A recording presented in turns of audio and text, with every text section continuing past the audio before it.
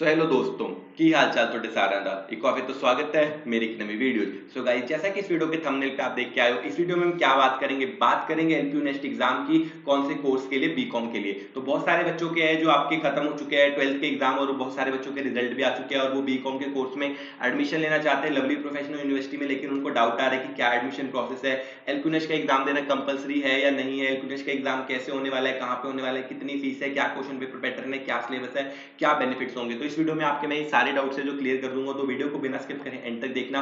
उससे पहले अगर आप मेरे चैनल पे नए हो तो चैनल को लो सब्सक्राइब, ताकि कोई भी लेटेस्ट इन्फॉर्मेशन है जो बीकॉम से रिलेटेड या एलपीयू से रिलेटेड आप बिल्कुल भी मिस ना करें। सबसे पहले आपको किसी भी चीज के बारे में जानना है तो आप आ जाएंगे एलपीयू की ऑफिशियल वेबसाइट के ऊपर। ये एलपीयू की ऑफिशियल वेबसाइट है जिसको आप गूगल के ऊपर जाके सर्च करेंगे lpu.in, तो आप ऐसी ऑफिशियल वेबसाइट के ऊपर पहुंच जाएंगे। यहाँ पे आप आएंगे एडमिशन के ऊपर क्लिक करेंगे तो यहाँ पे आप देखेंगे रेगुलर प्रोग्राम्स, 12th के बाद रेगुलर प्रोग्राम्स के ऊपर क्लिक करेंगे, क्योंकि आपने अभी अभी अपनी 12th है जो क्लियर की है।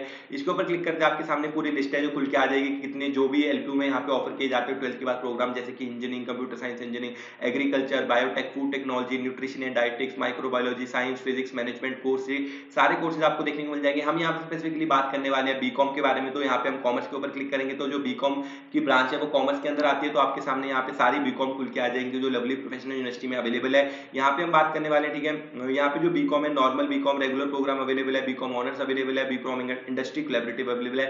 यहाँ पे हम एग्जाम्पल लेके बात करने वाले हैं बीकॉम, ठीक है, नॉर्मल रेगुलर बीकॉम की। बाकी जो इन्फॉर्मेशन है सारी बीकॉम के लिए सेम रहने वाली है, same eligibility criteria, same process रहने वाले। तो यहाँ बीकॉम के ऊपर क्लिक करेंगे तो बीकॉम के बारे में सारी इन्फॉर्मेशन है जो यहाँ पे खुल के आ जाएगी। सबसे पहले हम बात कर लेते हैं कि बीकॉम की जो ड्यूरेशन क्या रहने वाली है, तो 3 साल का कोर्स रहने वाला है, टोटल 6 सेमेस्टर रहने वाले हैं बीकॉम में। एलिजिबिलिटी क्राइटेरिया की बात करें तो एलिजिबिलिटी क्राइटेरिया बिल्कुल सिंपल है। अगर आपके 12th क्लास में इंग्लिश सब्जेक्ट है आपके पास कंपलसरी और आपके मिनिमम 50% मार्क्स है तो आप यहाँ पे एलिजिबल है एडमिशन लेने के लिए। एडमिशन प्रोसेस बहुत ज्यादा सिंपल है। आपको सबसे पहले अपना एलिजिबिलिटी क्राइटेरिया चेक करना है, जिसमें अगर आपके 12th क्लास में मिनिमम 50% मार्क्स है तो आप यहाँ पे एडमिशन लेने के लिए एलिजिबल है। एडमिशन लेने के लिए आपके पास दो ऑप्शन है, या तो आप डायरेक्ट एडमिशन ले सकते हैं, ठीक है। डायरेक्ट एडमिशन कैसे लेना है, डायरेक्ट लिंक वगैरह नीचे डिस्क्रिप्शन में दिए गए हैं, जिसके थ्रू आपको अपने आप को रजिस्टर करना है एलपीयू की ऑफिशियल वेबसाइट के ऊपर। उसके बाद आपको अपनी जो फीस पेमेंट करके अपनी एडमिशन है डायरेक्टली करा देनी है। दूसरी ऑप्शन है कि आप यहाँ पे रजिस्टर करेंगे, एलपीयू नेस्ट का एग्जाम देंगे। एलपीयू नेस्ट का एग्जाम क्या है, एक एंट्रेंस और स्कॉलरशिप टेस्ट है। कुछ कोर्सेज में जो एलपीयू नेस्ट का एग्जाम है वो कंपलसरी रहता है, लेकिन कुछ कोर्सेज में एलपीयू नेस्ट का जो एग्जाम है वो ऑप्शनल रहता है, जिससे कि आपको सिर्फ स्कॉलरशिप मिलती है। उसको आप क्लियर करें या ना करें कोई डिफरेंस नहीं है, बट उसमें आपके जितने मार्क्स आते हैं उसके अकॉर्डिंग आपको काफी अच्छी स्कॉलरशिप मिल जाती है। तो यहाँ पे ठीक है, यहाँ पे सबसे पहले आपको भैया कि 50% मार्क्स होने चाहिए। उसके बाद आपको एडमिशन प्रोसेस में क्या करना है, नीचे डिस्क्रिप्शन में दिए गए लिंक से रजिस्टर करना है, एलपीयू नेस्ट का एग्जाम देना है। एलपीयू नेस्ट का एग्जाम आपका घर बैठे बैठे एग्जाम होने वाला है, उसमें आप एग्जाम देंगे, एग्जाम के रिजल्ट आएगा, रिजल्ट से आपको पता लगेगा कितनी स्कॉलरशिप आपको मिल रही है। उसके बाद अपनी फीस पेमेंट करके आप अपनी एडमिशन है जो डन कर सकते हैं। एलिजिबिलिटी क्राइटेरिया आपको पता लगेगा, 50% मार्क्स हैं तो आप यहाँ पे एडमिशन लेने के लिए एलिजिबल हैं। उसके बाद अगली चीज आती है एलपीयू नेस्ट का एग्जाम जो लोग नहीं देना चाहते वो डायरेक्ट एडमिशन ले सकते हैं। उनके लिए जो पर सेमेस्टर फीस रहने वाली है वो बीकॉम की क्या रहने वाली है, 80,000 रुपीज पर सेमेस्टर उनकी फीस रहने वाली है, जो कि आप यहाँ पे ठीक है वेबसाइट के ऊपर देख भी सकते हैं। तो जैसे आप नीचे नीचे जाते जाएंगे तो आपको 80,000 रुपीज यहाँ पे दिख देगा कि approximate 80,000 rupees per semester fees है। जो अगर आप एलपीयू नेस्ट का एग्जाम देते हैं तो उससे आपको 38% तक की मैक्सिमम स्कॉलरशिप है जो वो भी मिल जाती है। तो ये आपको एक एडिशनल बेनिफिट है जो यहाँ पे आपको देखने को मिल जाएगा। एडमिशन प्रोसेस यहाँ पे सारा डिस्क्रिप्शन में नीचे लिखा गया है, तो जो लोग भी यहाँ पे देखना चाहते हैं सारी इन्फॉर्मेशन आपको बहुत ज्यादा डिटेल में यहाँ पे देखने को मिल जाएगी इस पेज के ऊपर। इस पेज का जो डायरेक्ट लिंक है मैं नीचे डिस्क्रिप्शन में डाल दूंगा, जिससे कि आपको हेल्प वगैरह मिल जाए। तो यहाँ पे हाउ टू अप्लाई में आप पूरा यहाँ पे पढ़ सकते हैं, कोई भी आपको डिफरेंस नहीं आएगा। अभी आपको यहाँ पे थोड़ी सी मैं फीस स्ट्रक्चर है जो दिखा देता हूँ कि क्या फीस स्ट्रक्चर है जो रहने वाला है। तो यहाँ पे आप आएंगे तो देख सकते हैं कि 80,000 रुपीज पर सेमेस्टर फीस है।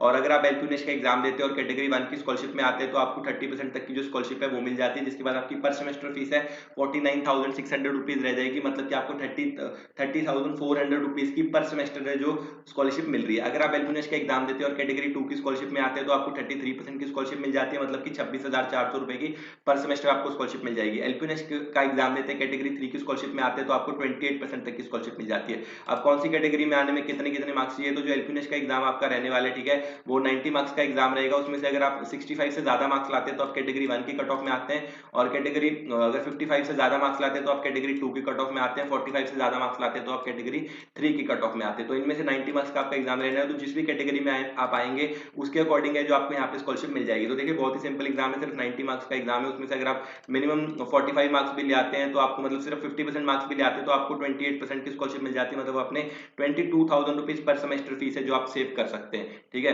अब यहाँ पे आपको बताए तो कि जो आपका एलपीनेस का क्वेश्चन पेपर पैटर्न क्या रहने वाला है, सिलेबस क्या रहने वाला है, तो यहाँ पे आप सारी चीजें हैं जो क्लिक करके, ठीक है, मतलब यहाँ पे आप क्लिक करेंगे व्यू मोर पे तो आप सारी चीजें हैं जो जाके देख सकते हैं। इसको आप लिंक ओपन इन टैप कर लेंगे, सिलेबस देख लेंगे, सैंपल पेपर देख लेंगे, ठीक है, सैंपल क्वेश्चन देख लेंगे। तो जो बहुत बच्चों को अब डाउट आया कि हमको एलपीनेस की जो तैयारी है वो कैसे करनी है, क्या सिलेबस रहने वाला क्या है, तो देखो बेसिकली अगर आपको बताऊं तो जो एलपीनेस का एग्जाम है वो आपका 90 मिनट्स का एग्जाम रहने वाला है, मतलब 1.5 घंटे का एग्जाम रहेगा। 90 आपके पास टोटल क्वेश्चन आने वाले हैं। तो यहाँ पे आप देख सकते हैं कि देखो 90 मिनट्स का एग्जाम रहने वाले, टोटल 1.5 घंटे का एग्जाम रहेगा। सारे जो क्वेश्चन आएंगे वो एमसीक्यूज टाइप क्वेश्चन आने वाले। कौन से सब्जेक्ट में से आपके जो कौन कौन से सब्जेक्ट आपको आने वाले, वो आपका English, physics, chemistry, mathematics, biology, accountancy, business studies, economics, तो ये सारे सब्जेक्ट्स आपके पास अवेलेबल हैं। इनमें से इंग्लिश है जो कंपल्सरी सब्जेक्ट रहने वाला है। उसके बाद इनमें से जो पूरी लिस्ट है, इनमें से कोई भी 2 सब्जेक्ट है आप अपने अकॉर्डिंग चूज कर सकते हैं। कोई भी नेगेटिव मार्किंग आपको एग्जाम में नहीं रहने वाली। तो टोटल 3 सब्जेक्ट है जो आपको एग्जाम, जिससे आपका एग्जाम आने वाला है। इंग्लिश जो सब्जेक्ट है आपका 30 क्वेश्चन, मतलब एक क्वेश्चन 1 मार्क्स का है, टोटल 30 क्वेश्चन आने वाले हैं। 30 मार्क्स आपके रहेंगे इंग्लिश के, ये आपके फिक्स रहने वाले हैं। उसके अलावा आप खुद अपनी मर्जी से कोई भी 2 सब्जेक्ट है चूज कर सकते हैं। जैसे अगर आपके पास फिजिक्स और केमिस्ट्री है तो आप फिजिक्स केमिस्ट्री चूज कर सकते हैं। आपको अकाउंटेंसी और इकोनॉमिक्स चूज करना है तो अकाउंटेंसी और इकोनॉमिक्स चूज कर सकते हैं। हिस्ट्री चूज करनी है, ठीक है, जो भी सब्जेक्ट आपको इस पूरी लिस्ट में से चूज करने हैं, उसमें से आप इन लिस्ट में से तो कोई भी 2, एक इंग्लिश कंपल्सरी रहेगा, उसके अकॉर्डिंग दूसरे 2 सब्जेक्ट चूज कर सकते हैं। जैसे सपोज कीजिए कि मैंने चूज किया इंग्लिश, फिजिक्स और केमिस्ट्री, तो मुझे यहाँ पे, ठीक है, उसके बाद इंग्लिश के आने वाले 30 क्वेश्चन, फिजिक्स के आएंगे मुझे यहाँ पे कितने 15 क्वेश्चन, और केमिस्ट्री के आएंगे 20 क्वेश्चन। तो टोटल यहाँ पे 30 और 90 मार्क्स का मेरा टोटल एग्जाम रहने वाला है। कोई भी नेगेटिव मार्किंग मेरी नहीं रहने वाली है। 1.5 घंटे का मुझे टाइम मिलेगा, मतलब 90 मिनट्स का टाइम है जो मिलने वाला है। तो ये आपका क्वेश्चन पेपर पैटर्न है। उसके बाद अगर हम सिलेबस की बात करें तो यहाँ पे जो भी सब्जेक्ट आप चूज कर रहे हैं उसके अकॉर्डिंग यहाँ पे आप सिलेबस देख सकते हैं। जैसे कि मेरा जो इंग्लिश का सब्जेक्ट है वो तो कंपलसरी है, तो मैं इंग्लिश के ऊपर क्लिक करूंगा तो यहाँ पे ये पूरा मेरा इंग्लिश का जो सिलेबस लिखा हुआ है। तो इंग्लिश में तो बेसिक सिलेबस ही आता है, जो grammar, associative language, common errors, comprehension, ये सारा जो बेसिक सिलेबस रहता है वो इंग्लिश के लिए आने वाला है। उसके बाद है जो आप जो भी सब्जेक्ट ले रहे हैं उसका सिलेबस यहाँ पे देख सकते हैं। जैसे कि मैंने केमिस्ट्री और फिजिक्स और मैथमेटिक्स, चलो मैं चूज कर लेता हूँ, तो फिजिक्स का सिलेबस ये रहा पूरा।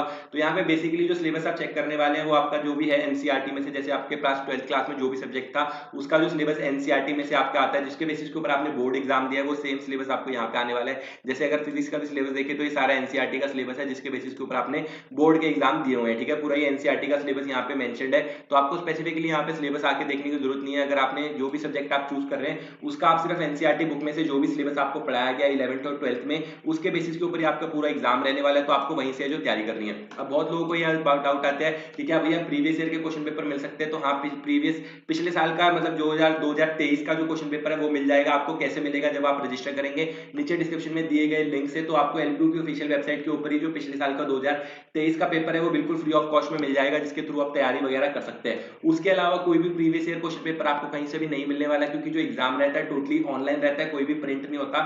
तो जो कोई भी डिजिटल कॉपी है इसकी नहीं बनती है, तो आपको और उसके अलावा कोई भी प्रीवियस ईयर क्वेश्चन पेपर नहीं मिलने वाला। अब बात आती है कि भैया हमको तैयारी कैसे करनी है, तो तैयारी आपको ऐसे करनी है कि जो भी सब्जेक्ट्स आप चूज कर रहे हैं उन सब्जेक्ट का आपको एनसीईआरटी में जितने भी, ठीक है, चैप्टर्स दिए गए हैं, वो चैप्टर्स में छोटे छोटे चैप्टर के एंड में लास्ट में क्वेश्चंस दिए गए होते हैं, स्पेशल पॉइंट्स दिए होते हैं, वो सारे पॉइंट्स पढ़ने। गूगल के ऊपर जाके उन चैप्टर्स के रिगार्डिंग आपको एमसीक्यू सर्च करने हैं, ठीक है, उनके रिगार्डिंग गूगल के ऊपर जितने भी एमसीक्यूज वगैरह अवेलेबल है उन एमसीक्यूज को आपको रीड कर लेना है। बस इतना ही सफिशिएंट होगा एलपीनेस का एग्जाम है जो क्लियर करने के लिए। सैंपल क्वेश्चन वगैरह देखने तो सभी सब्जेक्ट के सैंपल क्वेश्चन यहाँ पे अवेलेबल है। जैसे कि अगर आप इंग्लिश के देखना चाहते हैं तो यहाँ पे 3 से 4 क्वेश्चन इंग्लिश के अवेलेबल है, ठीक है। फिजिक्स के देखना चाहते हैं तो फिजिक्स के अवेलेबल है, मैथमेटिक्स के देखना चाहते हैं तो मैथमेटिक्स के अवेलेबल है। जो क्वेश्चन रहते हैं वो, ठीक है, मीडियम लेवल के रहते हैं। तो अगर आपने अच्छे से तैयारी की हुई है, बोर्ड के एग्जाम आपने अच्छे से क्लियर किए हुए हैं, बोर्ड के एग्जाम के लिए स्टडी की हुई है, तो एलपीनेस का एग्जाम है आप इजिली है जो यहाँ पे क्रैक कर सकते हैं।